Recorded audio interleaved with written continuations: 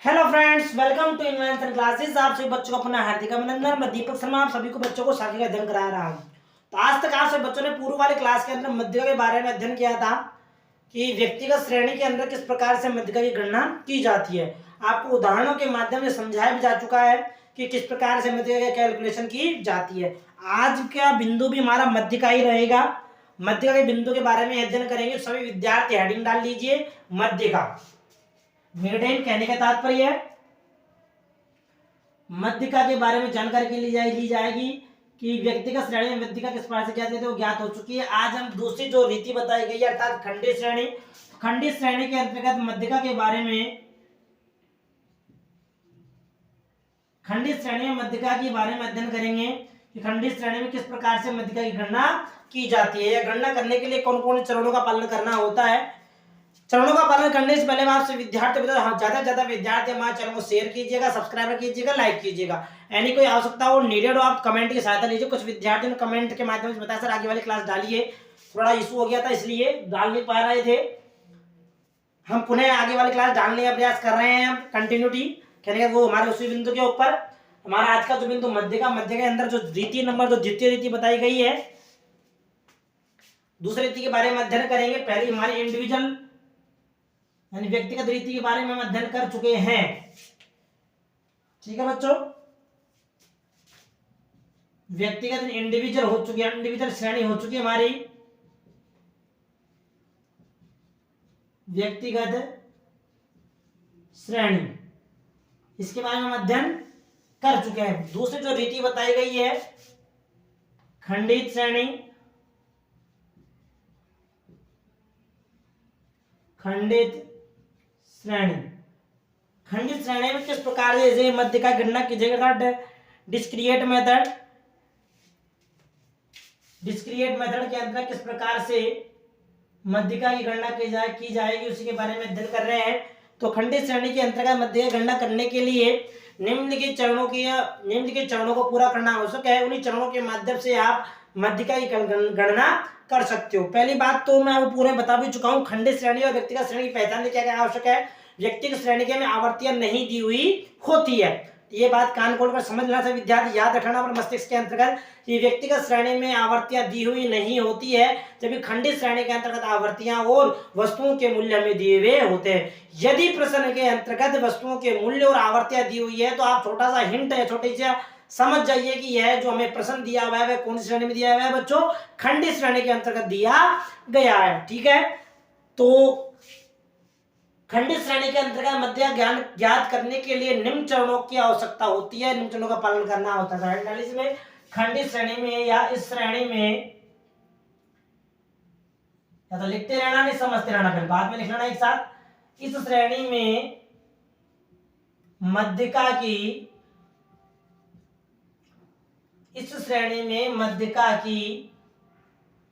गणना करने के लिए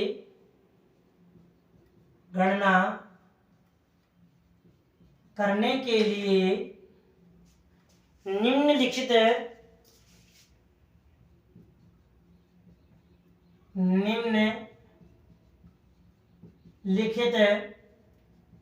चरणों का इस श्रेणी में मध्य गणना करने के लिए निम्नलिखित चरणों का पालन करना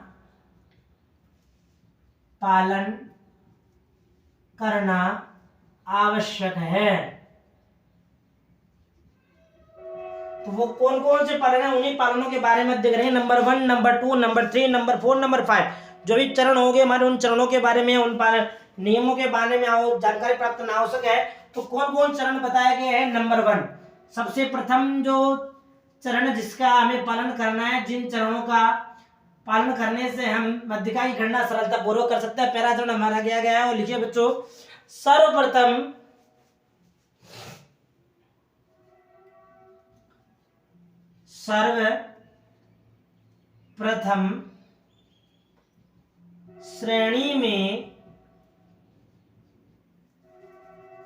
सर्वप्रथम श्रेणी में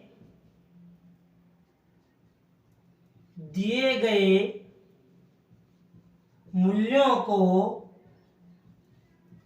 सर्वप्रथम श्रेणी में दिए गए मूल्यों को व्यवस्थित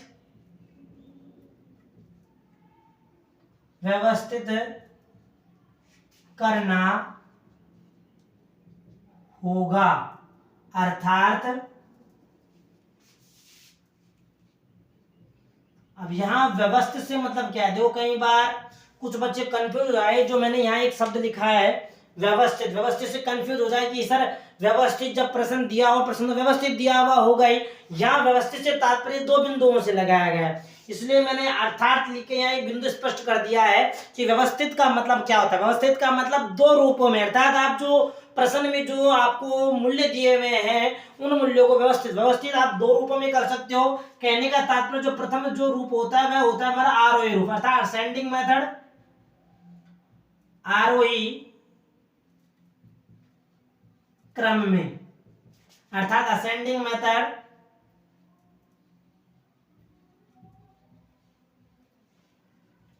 कौन सा बच्चों मेथड, असेंडिंग मेथड आरोही क्रम में, और जो दूसरा व्यवस्थित करने का जो क्रम बताया गया है वह हमारा बताया गया अवरोही क्रम में, अर्थात डिसेंडिंग मेथड। कहने का तात्पर्य ये हो गया अवरोही क्रम में, अवरोही क्रम में अर्थात डिसेंडिंग मेथड, अर्थात अवरोही क्रम यानी बढ़ते हुए क्रम में कह सकते हो आप डिसेंडिंग मेथड। आरोही क्रम बढ़ता हुआ क्रम, अवरोही क्रम घटता हुआ क्रम, दो क्रम हो गए। यहाँ एक बार लिख देता हूं मैं, समझ जाना आपसे।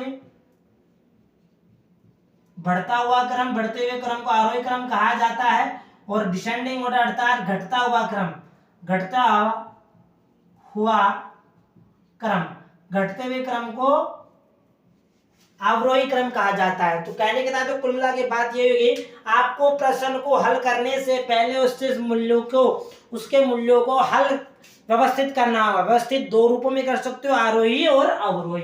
बात समझ में आ गई। अवरोही क्रम बढ़ता हुआ क्रम, कहने का तात्पर्य सबसे छोटा फिर उससे बड़ा, फिर उससे बड़ा, उससे बड़ा मूल्य। अवरोही क्रम अर्थात घटते हुए सबसे पहले बड़ा आ जाएगा, फिर उससे छोटा, फिर छोटा, फिर छोटा, फिर छोटा, फिर सबसे छोटा, इसी क्रम में चलता हुआ चला जाएगा। तो पहला बिंदु हमारा, पहला चरण क्या हो गया, ये जिस प्रकार समांतर माध्य हमारा ये क्रम नहीं होता, लेकिन हमारा मध्य जब ज्ञात की जाती है तो मध्य के लिए हमें इस क्रम का पालन करना परम आवश्यक होता है। तो दूसरा बिंदु लिखिए, क्या है दूसरा बिंदु हमारा, दूसरा चरण बताया गया है तत्पश्चात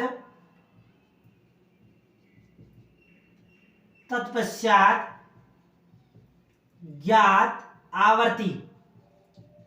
आवर्ती मतलब आप जानते हो, आवर्ती का मतलब होता है संचयी फ्रीक्वेंसियों का जो संकेतांक दिया गया है, संकेतांक क्या होता है बच्चों, संकेतांक एफ होता है। ध्यान दिया आप, इसके बारे में आपका पूर्व में पढ़ भी चुके हो। तत्पश्चात ज्ञात आवर्ती से संचयी आवर्ती, कम्युलेटिव फ्रीक्वेंसी, कहने का तात्पर्य है कम्युलेटिव फ्रीक्वेंसी, संचयी आवर्ती का जो संकेतांक बिंदु बताया गया है वह हमारा क्या है बच्चों, CF इसका संकेतांक बताया गया है संचयी आवर्तियों का। अर्थात तत्पश्चात ज्ञात आवर्ती से संचयी आवर्ती का निर्माण किया जाएगा। दूसरा चरण हमारा हो गया कि सबसे आपको आवर्ती दी हुई है प्रश्न के अंतर्गत, जो पद मूल्यों की आवर्तियां दी हुई है, आवर्ती क्या ज्ञात किया बच्चों, संचय अर्थात CF कम्युलेटिव फ्रीक्वेंसियों का निर्माण किया जाएगा। कम्युलेटिव फ्रीक्वेंसी किसे कहता है, ये आप सभी विद्यार्थियों को ज्ञात है ही। संचय उसका परिभाषा रूप में हम ऐसे कह सकते हैं कि आवर्तियों का, सुन लेना बच्चों, आवर्तियों का क्रमबद्ध जो योग होता है, आवर्तियों का क्रमबद्ध जो योग होता है, इस क्रमबद्ध योग को ही संचयी आवर्ती कहते हैं। समझा गई बात कि आवर्तियों का क्रमबद्ध योग ही संचयी आवर्ती कहलाता है। नोट रूप में याद नहीं रह पाए तो सभी विद्यार्थी एक नोट डालकर लिख लेना, क्या कि आवर्तियों का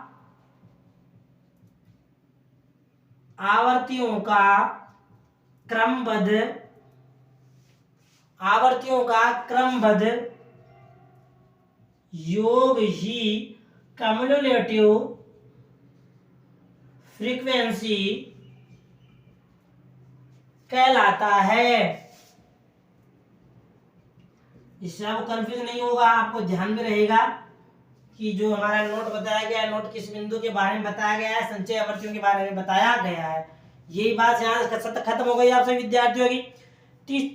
तीसरी बात क्या हो गई, जब आप आवर्तियों के माध्यम से संचय आवर्तियों का निर्माण कर लोगे, संचय आवर्ती बना लोगे, संचय आवर्त ज्ञात करने के बाद आपको मध्यिका का अंक ज्ञात करना होगा। क्या करना बच्चों?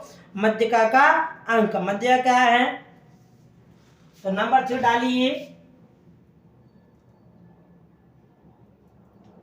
तत्पश्चात मध्यिका अंक की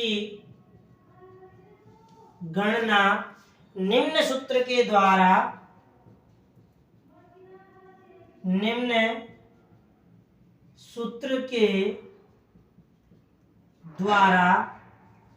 की जाएगी। दूसरी बात समझ आ गई बच्चों? तत्पश्चात मध्यिका अंक की जो गणना है निम्न सूत्र, कौन सूत्र होगा? मध्यिका अंक की गणना करने के लिए जो आपको पूर्व में जिस सूत्र का आप प्रयोग करते थे, अर्थात मीडेन, MEDIAN, मीडेन बराबर, यानी आप इसको शॉर्ट रूप में जो कहना चाहो इसको एम भी कह सकते हो आप।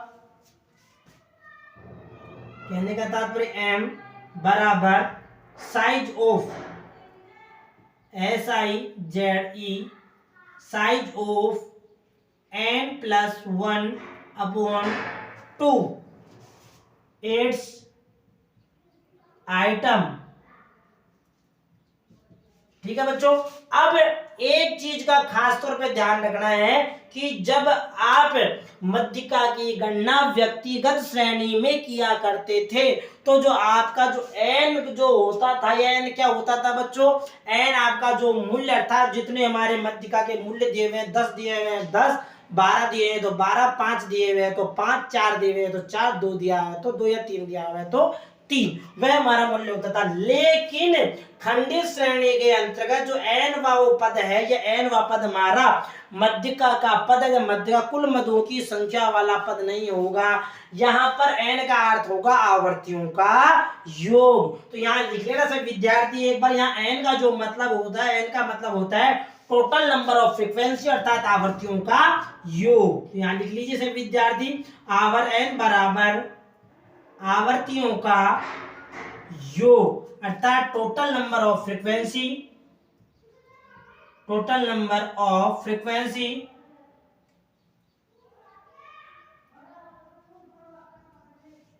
समझ आ गई बात कि n हमारा क्या होगा? आवर्तियों योग। हमारा बनवा जो मूल्य है तो हमारा जैसे जो मूल्य हमारा होता है वही हमारा मूल्य रहेगा। यहाँ तो किसी विद्यार्थी दिख गए। अब हमारा जो n+1 और 2 के माध्यम से जो हम पद ज्ञात करेंगे, इसके बाद क्या क्या इसके बाद ज्ञात करने के बाद हमारा मध्य का पद आ जाएगा? नहीं आ जाएगा। कुछ बच्चे कह रहे हैं हाँ आ जाएगा, नहीं ऐसा नहीं होगा। इसका अभी हमें केवल पद की गणना की है। किसी गणना की है बच्चों? पद की गणना की है हमने। ठीक है, सभी सबको समझ में आ गया यहाँ पर? ठीक है, बहुत अच्छी बात। इसको लिख लेना सभी। ठीक है, आप लोग विद्यार्थी जो पढ़ रहे हैं ऑनलाइन वह इसको समझते रहना, बाद में इसको लिख लेना। ठीक है, तो n बराबर आवर्ती का योग कहने के बाद इसके बाद क्या आचरण होगा? नंबर 4 बिंदु डाल लीजिए। इसके बाद तत्पश्चात देखिए, तत्पश्चात n+1/2 से जो पद या मध्य का अंक ज्ञात होगा,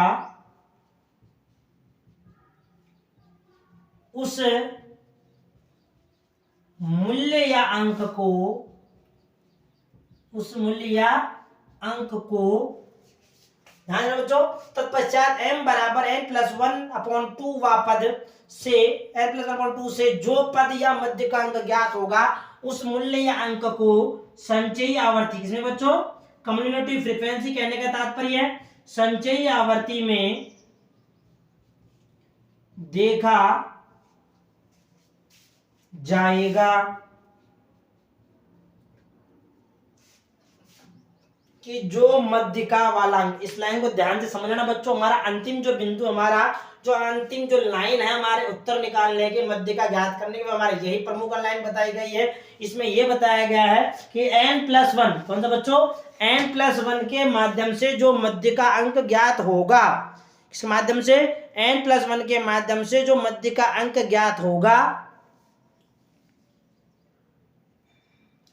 उस मूल्य या अंक को संचय आवर्ती में देखा जाएगा। उसे उसी आवर्ती में देखा जाएगा कि कहाँ है, और जिस वह मूल्य जिस आवर्ती के, जिस संचय आवर्ती में वह मूल्य उपस्थित होगा, उसके ठीक सामने वाला जो हमारा पद मूल्य होगा, क्या, उसके ठीक सामने वाला जो हमारा मूल्य होगा, वही हमारा मूल्य क्या कहलाएगा बच्चों, वही हमारा मूल्य मध्य का मूल्य कहलाएगा। लीजिए इसमें देखा जाएगा तथा ठीक उस मूल्य के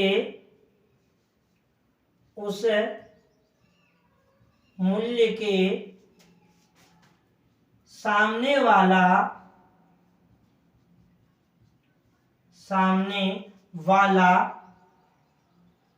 मूल्य ही मध्य का मूल्य ना कहने तो m कहलाएगा। अब इसमें ये बात खत्म हो गई, यहाँ पे उसके जो ठीक सामने वाला मूल्य होगा वही हमारा मध्य का मूल्य होगा। इसमें एक ध्यान रखने योग्य बात है, क्या बात है बच्चों, वो ध्यान से सुनना सभी विद्यार्थी, कि जो हमारा हमने जो मध्य का मूल्य देखा है, आपने संचय आवर्ती के ठीक सामने वाला मूल्य, वो हमारा मध्य का मूल्य हो गया। अब वो मध्य का मूल्य हो गया तो बच्चों क्या है कि कई बार विद्यार्थी गलती क्या कर देता है, कई बार विद्यार्थी उस वाले मूल्य को आवर्तियों में देख लेता है। देख लेता है बच्चों आवर्ती। पहली बात क्या हमारे क्या ध्यान रखनी है, उस मूल्य को हमें संचय आवर्ती में देखना है। दूसरी बात, संचय आवर्ती में देखने के साथ साथ संचय आवर्ती के ठीक सामने, यानी जो मूल्य जिस मूल्य के सामने है, संचय आवर्ती में मूल्य जिस मूल्य के सामने आया है, उसके ठीक सामने वाला जो मूल्य अगर 10 हो, 5 हो, 8 हो, 12 हो, 20, 25, 400, 1500, 2000, 200, 2000, 2500, कुछ भी हो, राम हो, श्याम हो, गीता हो, कुछ भी हो, कहने का तात्पर्य है तो वह मूल्य हमारा मध्य का मूल्य कहलाएगा। ये खंडित श्रेणी में मध्य का मूल्य ज्ञात करने की रीति हो गई।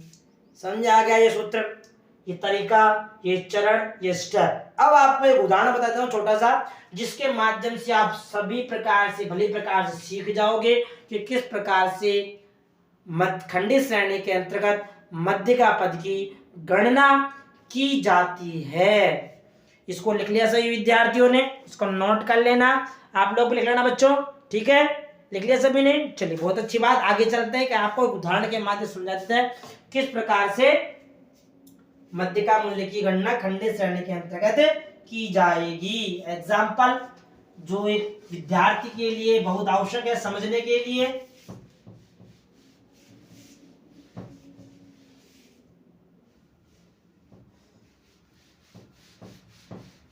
तो लिया था ना सभी ने, फिर भी किसी विद्यार्थी को कोई दिक्कत हो तो कमेंट के माध्यम से। पढ़ाई के अंतर्गत कुछ विद्यार्थियों ने पूछा भी था पीछे वाली क्लास के अंतर्गत कि सर हमें ऑफलाइन में पढ़ना है, वो थोड़ा विद्यार्थी जयपुर जाके पढ़ रहे हैं, जयपुर तकलीफ हो रही है थोड़ा जाने में, कोई दिक्कत नहीं है, उस पर नंबर छूट किसी ने नंबर भी दिए उसमें, तो आप नंबर के मैं संपर्क कर सकते हो उस नंबर पर। ऑफलाइन बैच भी चल रहा है, 1 अप्रैल से स्टार्ट होगा, हमारा नया बैच स्टार्ट होने वाला है। वैसे स्टेटस पढ़ने वाले विद्यार्थी, जिन विद्यार्थियों को सांख्यिकी विषय का अध्ययन करना है, वो विद्यार्थी ऑफलाइन भी पढ़ना चाहते हैं तो संपर्क कर सकते हैं। स्टेटस का अध्ययन करना है, ठीक है बच्चों, स्टेटस पूरे इकोनॉमिक्स के बारे में अध्ययन करवाया जाएगा। चलिए पुनः चलते हैं हमारे बिंदु के ऊपर। अब एक उदाहरण ले लेते हैं, ठीक है, श्रेणी मध्य की गणना उदाहरण के माध्यम समझते हैं ताकि आप भली प्रकार समझ जाओगे किस प्रकार से गणना की जाती है। एग्जाम्पल ले लेते हैं आपकी बुक में से, निम्नलिखित सूचनाओं से मध्यिका की गणना कीजिए। निम्नलिखित सूचनाओं से मध्यिका की गणना करो। अब देखो इसने मध्य गणना करने के लिए कह रहा है ये नहीं बता रहा हमको कि हमें किस रीति के माध्यम से गणना करना है। आपको समझना है कि कौन क्या क्या दिया हुआ है हमारे पास। यहाँ सबसे पहले दिए हुए वेजेज यानी मजदूरी, कहने का तात्पर्य है मजदूरी वाला कॉलम बना दिया। मजदूरी किसमें दी हुई है? रुपए में दी हुई है। किसमें? वो लिख दी जाएगी यहाँ पर। मजदूरी इन रुपीज में दी हुई है, इन रुपीज। ठीक है, मजदूरी का हमारे पास दिया हुआ है नंबर ऑफ वर्कर्स, यानी किस कौन कौन सी मजदूरी कितने कितने कौन कौन से कर्मचारियों को मिलती है। नंबर ऑफ वर्कर्स, यहां मजदूरी बता दी विद्यार्थियों को 100, 500, 1000, 100, 500,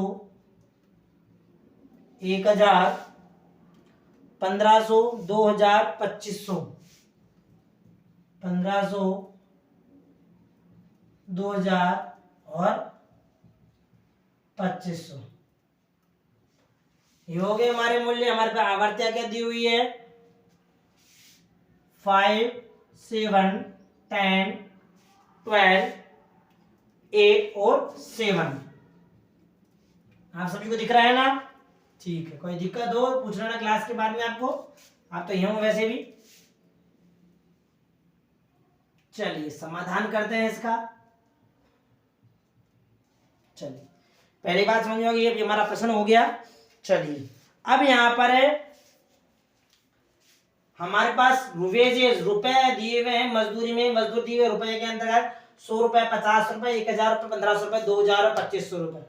नंबर ऑफ वर्कर्स दिया हुआ है 5, यानी 100 रुपए कमाने वाले 5 मजदूर, 500 रुपए कमाने वाले 7 मजदूर, 1000 रुपए कमाने वाले 10 मजदूर, 1500 रुपए कमाने वाले 12 मजदूर, 2000 रुपए कमाने वाले 8 मजदूर, 2500 रुपए कमाने वाले टोटल 7 मजदूर हैं या कर्मचारी हैं। ये हमारे पास दिया हुआ है। समाधान करने से पहले, हल करने से पहले आपको सबसे पहली बात मैंने पहले चरण लिखाया था कि सर्वप्रथम मूल्यों को व्यवस्थित अर्थात आरोही अवरोही क्रम में जमाया जाएगा। यही बात बताइए। ठीक, बहुत अच्छी बात है। तो जमाया जाए कहने का तात्पर्य कुल मिला के इतना सा हो गया कि इनको व्यवस्थित क्रम, व्यवस्थित आरोही या तो आरोही क्रम में या फिर अवरोही क्रम में, जो क्रम आपको अच्छा लग रहा हो उस क्रम के माध्यम आप जमा सकते हो। लेकिन मैंने कहा मूल्यों को जमाना है। कहीं आप ये कम मत करना कुछ यहाँ 7 है यहाँ 8 है, कुछ यहाँ 7 यहाँ 10 गलत है, यहाँ 7 आना चाहिए। नहीं, आपको मैंने कहा है नंबर ऑफ वर्कर्स, कहने का तात्पर्य ये होगा ये हमारे नंबर ऑफ वर्कर्स दिए हुए हमारी आवर्तियां है। क्या है बच्चों? ये हमारी आवर्तियां हैं। हमारे मूल्य यहाँ पर वेजेज इन रुपीज के अंदर, वेजेज मूल्य दिए हुए हैं रुपीज के अंदर है, तो ये हमारा मूल्य होगा एक्स वाला मूल्य। एक्स वाला मूल्य यदि अव्यवस्थित है, अव्यवस्थित कहने का तात्पर्य ये हो गया आरोही अवरोही क्रम किसी भी रूप में जमा हुआ नहीं है, तो आप उसे आरोही अवरोही क्रम में जमाना आवश्यक होगा। समझा के बाद सभी विद्यार्थियों को? आरोही अवरोही। अब यहाँ पर हमें देखने से ज्ञात होता है कि ये सभी मूल्य 100, 500, 1000, 1500, 2000, 2500 होता बढ़ते हुए क्रम में, अर्थात कहने का तात्पर्य ये हो गया कि ये मूल्य जो दिए हुए हैं ये आरोही क्रम में दिए हुए हैं। समझा के यहाँ बात कि कौन से क्रम में दिए हुए? आरोही क्रम। तो नहीं, व्यवस्थित करने की हमें आवश्यकता होगी ही नहीं। जिस क्रम में जैसा का जैसा दिया हुआ वैसा का वैसा इसे लिख दिया जाएगा। सबसे बात यहाँ एक लाइन लिख लेते हैं। सबसे पहले उपरोक्त प्रश्न में सभी मूल्य, यहां मूल्य से तात्पर्य क्या है बच्चों? मूल्य से तात्पर्य मजदूरी से है, अर्थात वेजेज।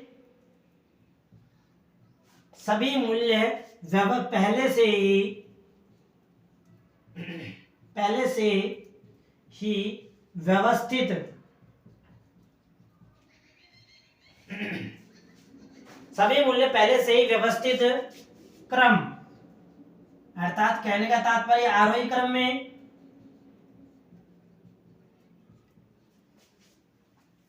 उपरोक्त प्रश्न में सभी मूल्य पहले से ही व्यवस्थित क्रम अर्थात आरोही क्रम में जमे हुए हैं। यहां लिख दिया हमने, यहां वेजेस इन रुपीज,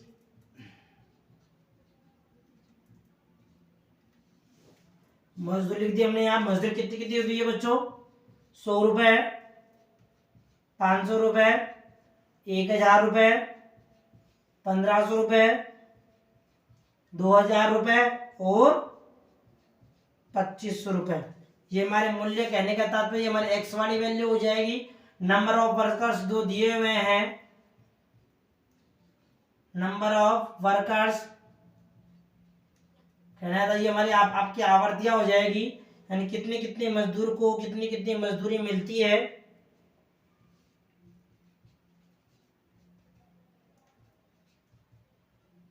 तो मजदूर 100 रुपये कमाने वाले 5 मजदूर, 500 कमाने वाले 7 मजदूर, 1000 कमाने वाले 10 मजदूर, 1500 वाले 12 मजदूर, 2000 वाले 8 मजदूर और 2500 वाले 7 मजदूर। ये हमारे पास दिया हुआ है। पहला चरण हमारा कंप्लीट हो चुका है व्यवस्थित करने का। दूसरे चरण के अनुसार ये बताया गया था कि मूल्यों को व्यवस्थित कर लेने के बाद उन्हें जो हमें आवर्तियां दी हुई होती है उन आवर्तियों क्या क्या किया जाए बच्चों, आवर्तियों को संचय आवर्ती परिवर्तित किया जाएगा। कहने था संचय आवर्ती हमारी ये हो गया, यहाँ पे बनानी पड़ेगी। संचय आवर्ती परिभाषा मैंने आप पूर्व में बता भी चुका हूँ, नोट के माध्यम से आप सब विद्यार्थियों को लिखा भी चुका हूँ। संचय आवर्ती कहने का मतलब ये हो गया जो हमें आवर्तियां दी, आवर्तियों का क्रमबद्ध जो योग होता है, आवर्तियों का जो क्रमबद्ध योग होता है वही क्रमबद्ध योग हमारा क्या कहलाता है बच्चों, संचय आवर्ती। कम्युलेटिव फ्रीक्वेंसी का संकेत हमारा बताया गया है CF, कम्युलेटिव फ्रीक्वेंसी संकेतक हमारा दिया CF। कहने का तात्पर्य क्रमबद्ध कैसा योग, प्रथम जो हमारा जो मूल्य आवर्ती दिया है 5 के 5 ही 5, यहाँ 7 दिया हुआ है, 7 + 5 कहने का तात्पर्य 7 + 5 = 12, 5 + 7 + 10 ऐसे कह सकते हो, या फिर आप 12 + 10 कह सकते हो, जो आपको इजी लग रहा है उसी अनुसार कर सकते हो। 12 + 12 22, 22 + 12 वैसे 34, 32 4 + 8 42 कहने का तात्पर्य 42 + 7 49। तो आपको 49 आप क्या हो गया बच्चों, आपका n हो गया। यहाँ आप इसका टोटल करना चाहते हो तो n बराबर 49 यहाँ हमें आवश्यकता पड़ेगी। तो हमारा ये क्रम भी पूरा हो गया। ये क्रम कर लेने के बाद आपको मैंने एक सूत्र लिखाया था, सूत्र के माध्यम से आप मध्य का पद अर्थात m तथा मीडियन बराबर size of n + 1/2 it's items वाला पद है, मध्य का पद या मध्य का अंक ज्ञात कर सकते हो। अंक के माध्यम से या मध्य का मूल्य का निर्माण, मध्य का मूल्य ज्ञात कर सकते हो। तो कहने हमारे 2 स्टेप हो चुके हैं। नंबर 3rd स्टेप पे चलते हैं। तो मध्य का पद ज्ञात करने के लिए, मध्य का अंक ज्ञात करने के लिए हमें सूत्र का प्रयोग किया जाता है। तो MEDIDEIN मीडियन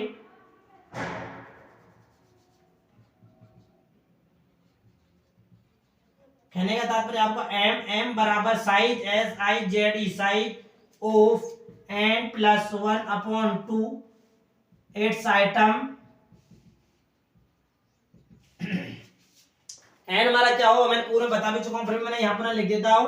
n बराबर total number of frequency TOTAL total number of frequency FREQUANCY frequency हो गई हमारी यहाँ पर। तो साइज ऑफ यहाँ लिख दिया मैंने SIZE साइज ऑफ n + 1। हमारा n हमारा कितना दिया है, n हमारा मूल्य में दिया 49 बच्चों, ध्यान मैं अपने लिख भी देता हूँ। n बराबर 49 था, 49 हो गया हमारा। तो n बराबर साइज ऑफ m बराबर 49 + 1/2 इट्स आइटम्स। कहने का तात्पर्य साइज ऑफ m बराबर 50 + 2 इट्स आइटम्स में हमने डिवाइड कर दिया। इसको डिवाइड कर लेने के बाद कितना आता है बच्चों, डिवाइड कर लेने के बाद हमारा आता है 25 25। कहने का तात्पर्य 25 आइटम देखते हैं या क्या हमारा यहाँ पर m आ गया, नहीं बच्चों। कुछ बच्चे कह रहे हैं आ गया, नहीं बेटा m नहीं आया हमारा यहाँ पर केवल m वाला साइज वाला पद आया है। यहाँ पर m ज्ञात करने के लिए हमें आगे वाली प्रक्रियाओं को अपनाना पड़ेगा जो आगे प्रक्रिया में बताई गई है। वो प्रक्रिया में क्या बताया कि सभी विद्यार्थियों को अवगत है ही नहीं है, तो कोई दिक्कत वाली बात नहीं है। विद्यार्थी इस दोबारा पुनः समझ लेना, स्टेप याद भी हो जाएंगे सभी विद्यार्थियों को। पुनः एक बार समझा रहा हूँ। संचय आवर्ती याद कर लेने के बाद संचय आवर्तियों का जो अंतिम योग होगा वही हमारा अंतिम योग आवर्तियों के योग के बराबर होगा। ये दोनों इन दोनों योग के अंदर कुछ अंतर आ रहा है, तो अंतर आ रहा है तो समझ तो फ्रीक्वेंसी गलत बन रही हुई है आपकी, या फिर आपके आवर्तियों का योग गलत आया हुआ है।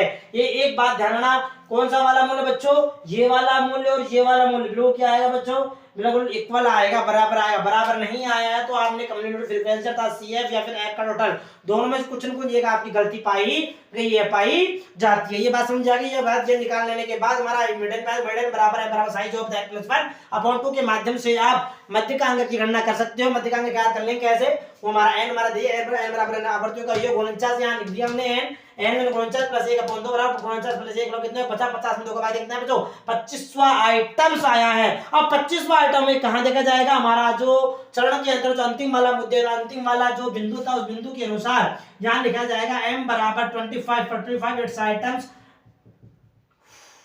कहां देखा संचय आवर्ती में आज 5 में आ रहा है, नहीं 12 12 5 12 का मतलब है 1 से लेकर 4.9 या 5 तक जो अंक होंगे वह हमारे इस वाले मूल्य में सम्मिलित होंगे, पहली बात। दूसरी बात 5.001 कोई सा भी जो मूल्य होगा 5 के बाद वाला मूल्य हमारे आगे वाले मूल्य में सम्मिलित किया जाएगा।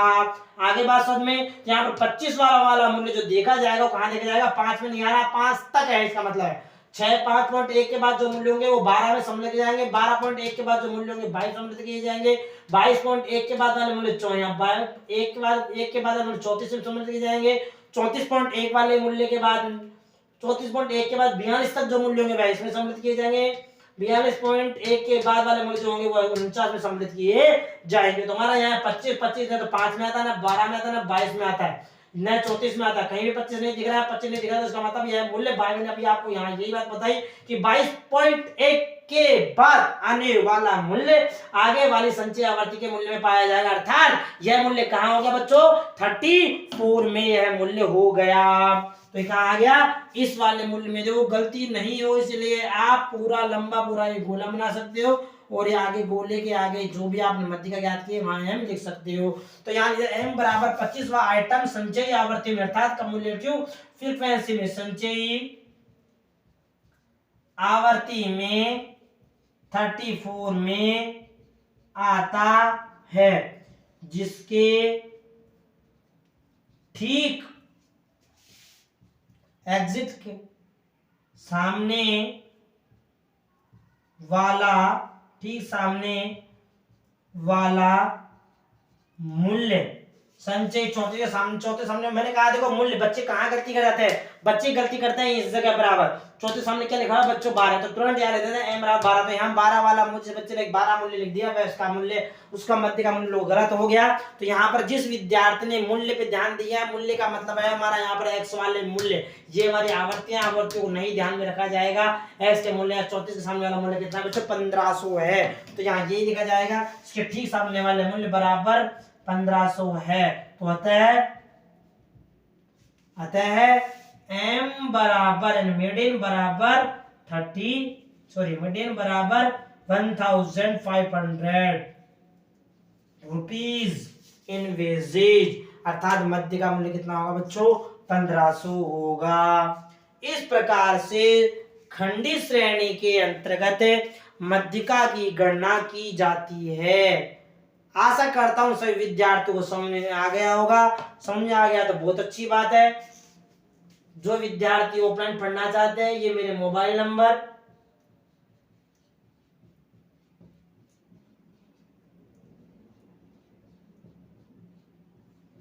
किसी विद्यार्थी को यानी कोई डाउट हो, कोई कंफ्यूजन पूछना हो तो इस मोबाइल नंबर के माध्यम से आप पूछ सकते हो। ऑफलाइन पढ़ना चाहते हो तो आप संपर्क कर सकते हो, ऑनलाइन पढ़ना चाहते हो बेस्ट तरीका आपको मिल रहा है फिर भी, ठीक है। जो भी आपको विकल्प अच्छा लगे उस विकल्प के माध्यम से आप जानकारी अर्जित कर सकते हो, ठीक है बच्चों। मिलते हैं आगे आने वाली क्लास में एक नई रीति के बारे में, जो 3 रीतियां बताई गई थी, तीसरी रीति के बारे में अध्ययन किया जाएगा, या नई बिंदु को जो बिंदु होगा हमारे राइटर वाले बुक के अंदर उस बिंदु के बारे में अध्ययन किया जाएगा। तब तक के लिए हमारे चैनल को सब्सक्राइब करते रहिएगा, लाइक करते रहिएगा, शेयर कीजिएगा, ठीक है बच्चों। आपके सहयोग से आगे बढ़ते रहेंगे और आपको भी आगे बढ़ाते रहेंगे, ठीक है। बेस्ट ऑफ लक, शाबाश। नोट कर लेना इसका एक बार सभी विद्यार्थी, ओके।